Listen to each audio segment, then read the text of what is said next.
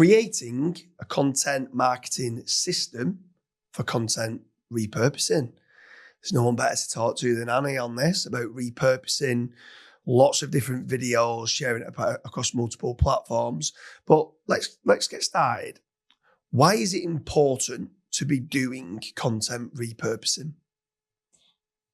Thanks for having me. The content repurposing structure is important to save time and also to keep your brand aligned to what it actually sells. So what I've noticed many times with the brands and our previous teams is that we constantly want to think of new topics, but there's only a handful of topics that really relates to what you offer. So you offer SEO services, but you could also talk about Reddit. You could also talk about Quora.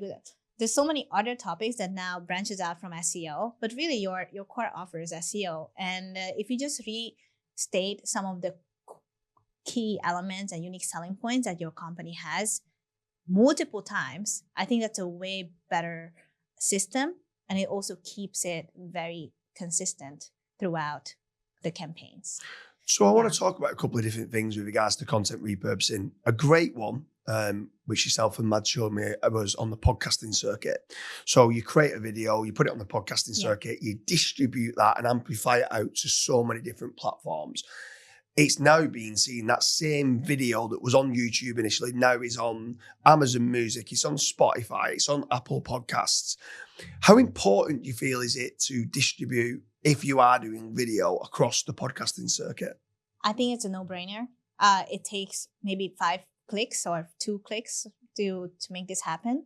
And I think it's a very undervalued tactic. So people should do it because it costs you nothing and you already made that piece of content. So why not use just the audio file to put it on a platform like Transistor, and that does it for you, right? So I think that's a very great strategy. It gives credibility to you. People can perhaps find you from different sources.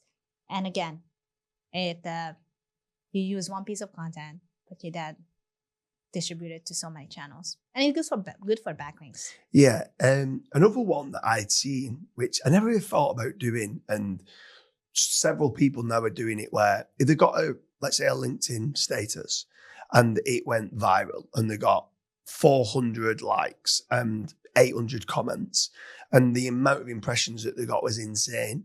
So many of them seem to get that exact same status, exactly word for word status that was done 8 months ago, and post it again 8 months later. And it's like they've got new followers since then. Previous people might not have seen it. Mm-hmm. And they're literally repurposing an old status that performed well. Have you found any success stories of doing that, where you're going, grabbing hold of an old one, just completely redoing it again, maybe a new tweet, maybe a new LinkedIn status? And how important is doing stuff like that? It's like finding a treasure and you just keep using that treasure. What I've done for Matt Singer's, actually, he had a series of podcasts. I took the time to listen to them and I wrote down very important quotes. And I repurposed them for social media, for LinkedIn and tweet.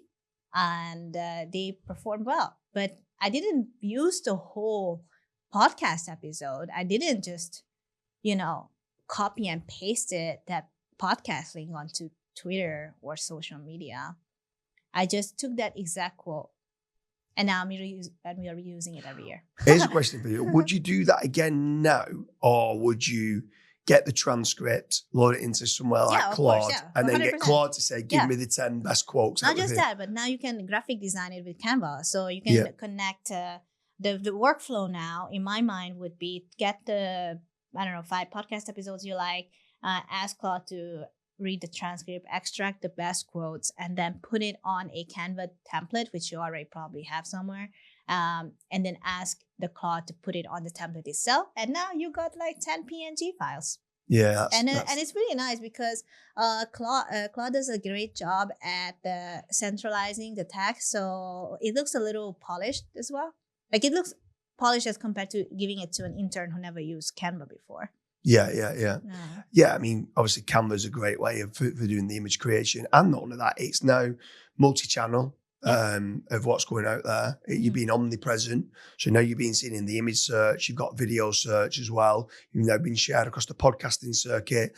You can share natively the videos on social media. You can now share the images on Instagram and on Pinterest and on Flickr, Photobox, and many other like photo sharing platforms. What else are you finding that's working very well for content repurposing that people might not know about? I think it's just taking 2 steps back and see, for example, if you want to repurpose it for social media, what are the viral formats that are currently working? I'll give you an example.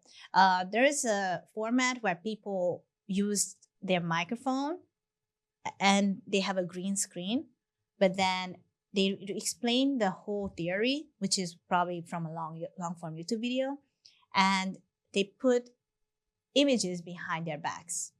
So that format of making yourself look tiny because you use the green screen and you use the vertical images as the main storyteller, that's a viral format, okay? So that's that we know it's a viral format. And now you just take the transcript of your YouTube video, which you work really hard on, and you ask it to ask AI, either I think Claude would be a good one, or Gemini, to rewrite it into this 30-second reel.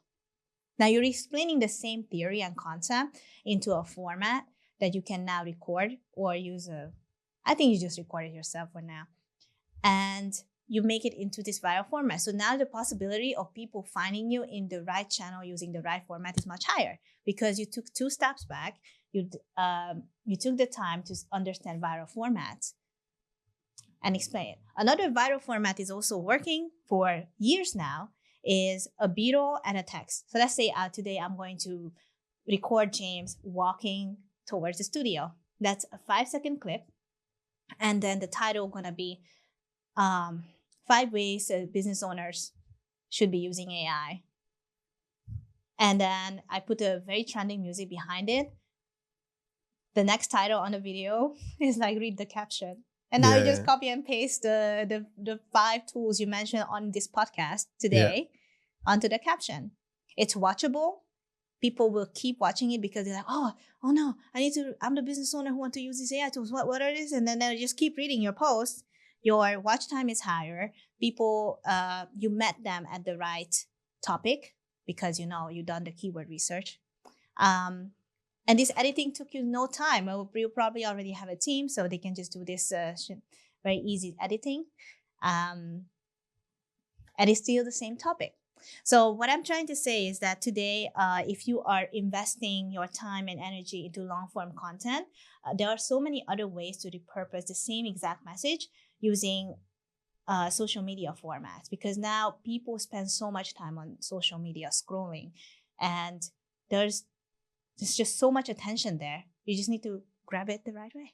Exactly. Yeah. And it's been an absolute pleasure. I love content repurposing. And I tell you, there's one little other tip that I would recommend on doing. Using all honest tactics and techniques and then sharing it across all different social media platforms, making certain you're grabbing hold of those actual URLs of, let's say, the tweet and force indexing those. They're getting ranked like there's no tomorrow. Like a lot of the platforms are like Facebook groups, they're ranking like Reddit is.